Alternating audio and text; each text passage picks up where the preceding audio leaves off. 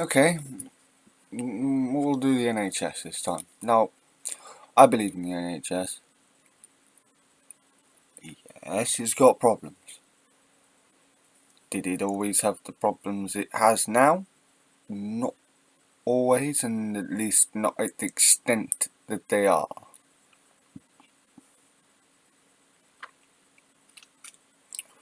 I do agree that chucking money at the NHS doesn't work without reform. Now, it's only in the last few years that I've discovered why, especially more recently.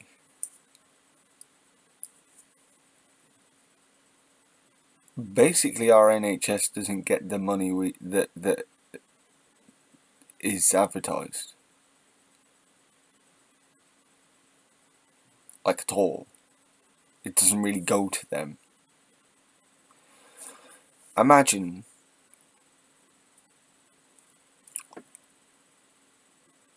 you owe. Imagine there's three friends. Okay, one friend owes. There are three friends, right? Now, friend here, friend here, friend here. Friend here does not know friend here. Not really. This friend knows both of them. This is the NHS. This friend is the government.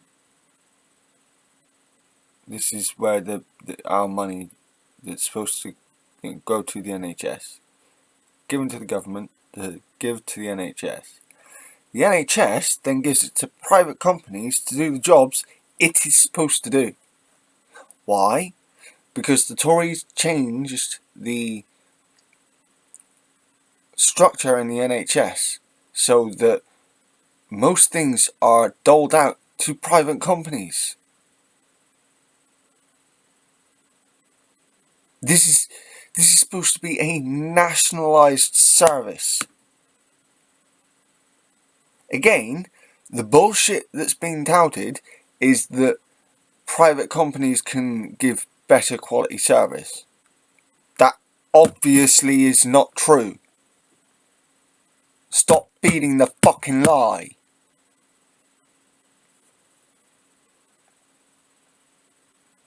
Obviously it's not true. Again, there's another example of, we'll make give the money to us, we'll make improvements. The improvements we get are incremental at best and marginal at best.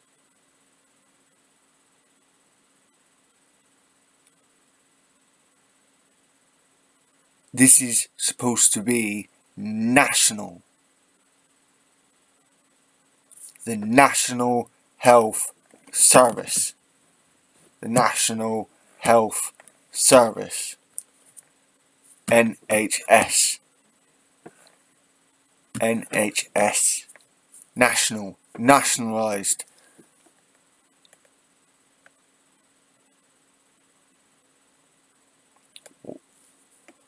Why don't Tories like it? Because it was a liberal slash socialist idea in the first place. They didn't. The only there's this argument that the Tories wanted to put it through, but they didn't because it would have cost the government too much to look after the people. That was their excuse, and that just shows who they are. It took Labour and the Liberals to get this through in the first place. And it took a Labour government to do it.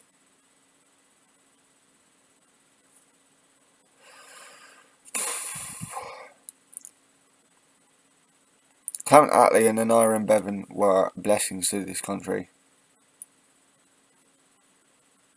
The welfare system, yes, it gets taken the piss out of, but I'm not going to go too much into the welfare system here, but Yeah, yes, it gets taken the piss out of, but so does every system. Look at America. Look how many people have to find ways to get around the system because the system refused to help, or refuses to help, and when it does, oh, but yeah, yes, we can improve the way our welfare system works. But that doesn't mean that we need to downgrade it and get rid of it altogether. Not with a growing population. You know, the global population is set to rise substantially. 8.5 billion in the next 10 years or so. 5 years or so, probably.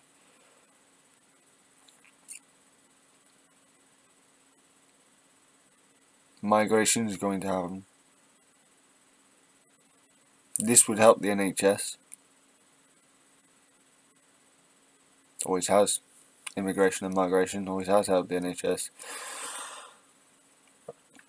Money, we can continue to... If we were to put the same amount of money that we put... I wonder what would happen if we put the same amount of money that we put that we keep the levels of money that we give to the NHS now, with that restructuring that I was talking about, taking away the private businesses,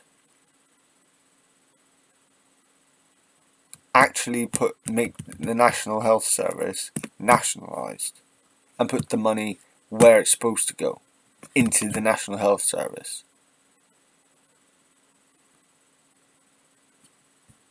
Like I said, the whole situation, friend there, friend there, friend there.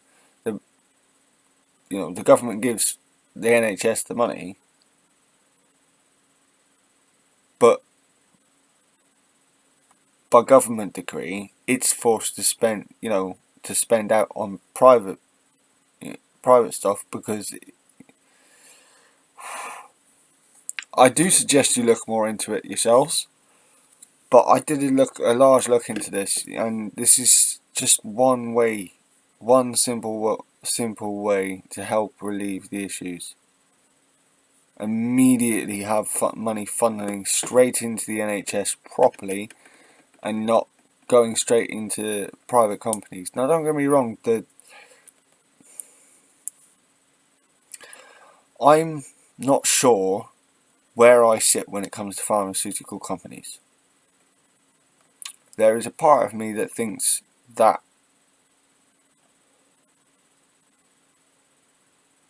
one or two could be nationalised. I'm not sure if that has already happened, but I don't think it has. I don't want to nationalise everything, but if nationalisation is on a broad, is across the board, not everywhere, but across the board, in different places, then once again, it spreads the wealth out instead of hoarding it down in London, or for me, up in London.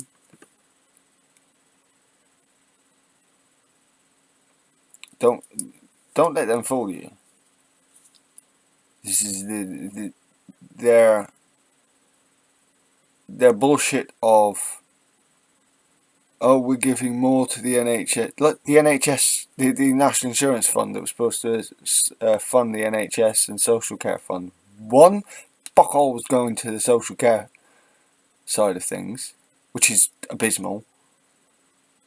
I mean, so many people congratulating the Tories on coming up with an idea, but you look deeper into it, and for a start, you don't have to look too deep into it to start seeing these things, but you look deep into it, and you start seeing that the money isn't going to go where we think, or where we're told it's going to go. It's going to go to the private companies, these private businesses that make a I'm trying to make inroads in the same style as America. This is, I hate to sound anti-American, but we do not need their healthcare system. We don't.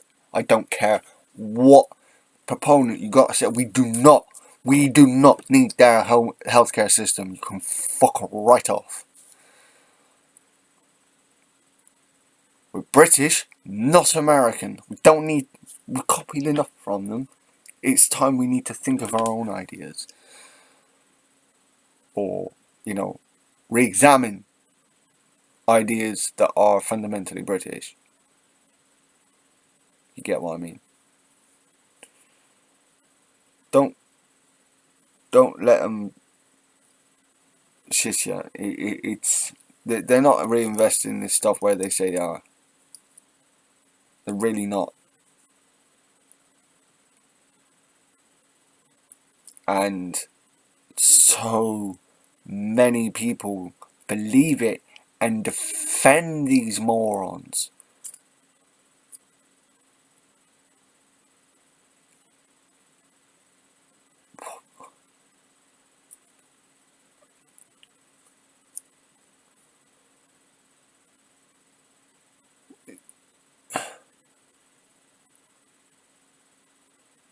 Now, again, my theory on, the thought process, including non-absolutism, has to lead me to the point of, is it completely going to just the private businesses? No, I don't think it is. No, I think there are people placed at the top that are taking large amounts of that money that could go to young doctors and nurses' pay, but won't.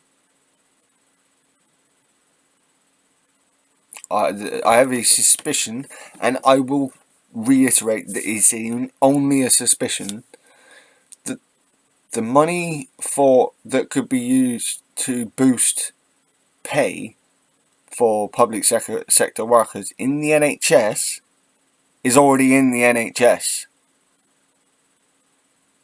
or is at least already being funneled into the NHS and then out the other end.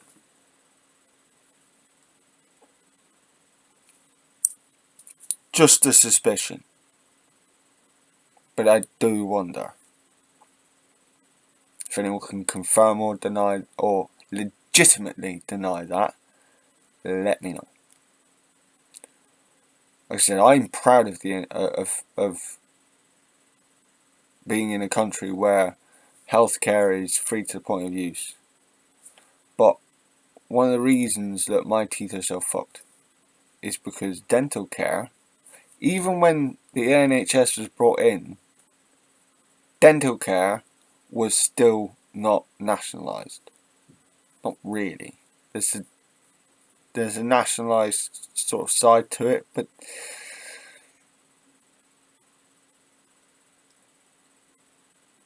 there are problems. And no one seems to be actually analysing these problems. And I think, once again, a committee specifically for issues going on in the NHS could be formed. Specifically for it.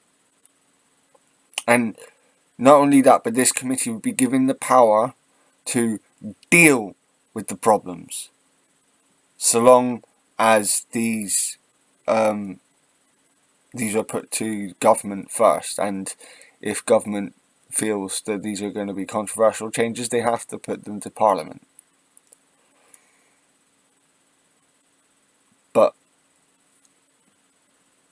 again, just another idea. And again, I get, there is an argument to say that this could add more bureaucracy, but given that,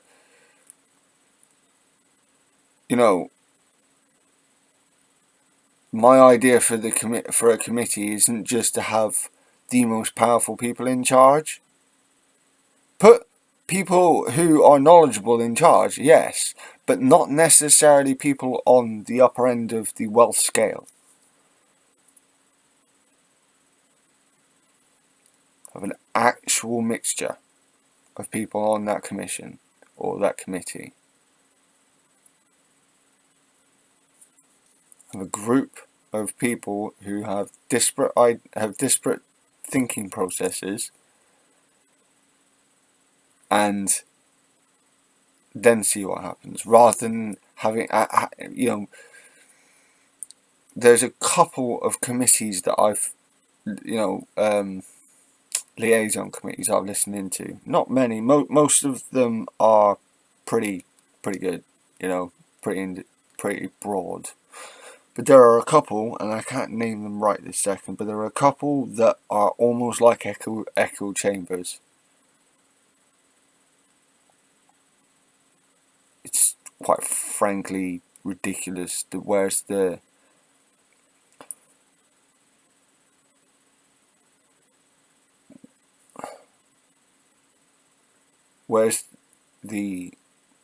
holding to account of ministers and others in charge of, especially, and again, pull back to the subject matter, the NHS, especially in due to the NHS. So you get, I reckon that the liaison committee should have the power to deal, and you might already do, so if he already does, let me know. I had looked, but I couldn't find. Might have been looking in the wrong places, you never know. But, to directly deal with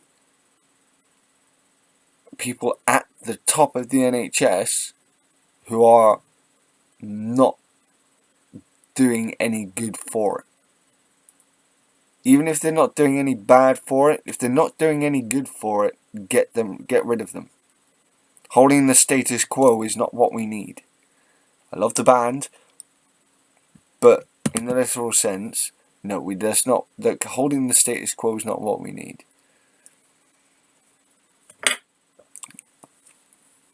And the whole conservative ethos, to be conservative is to want things to stay the same, or to put things back to how they were before certain revolutionary ideas.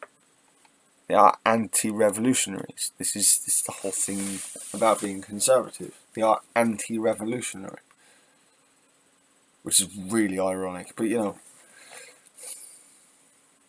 let me know what you think. Again, I love the NHS. These are a couple of ideas, and I don't want people to think that, I think that there's just one or two ideas that could solve all of the ills of the NHS. But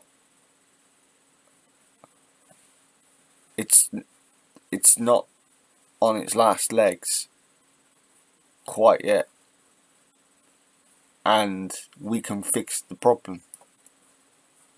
The problem can be fixed legitimately by keeping the NHS, and keeping the NHS, whilst keeping the NHS.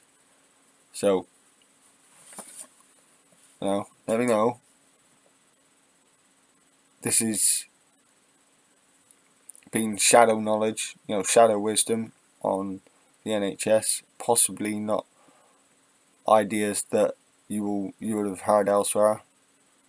At least some of them. Hope it helps someone.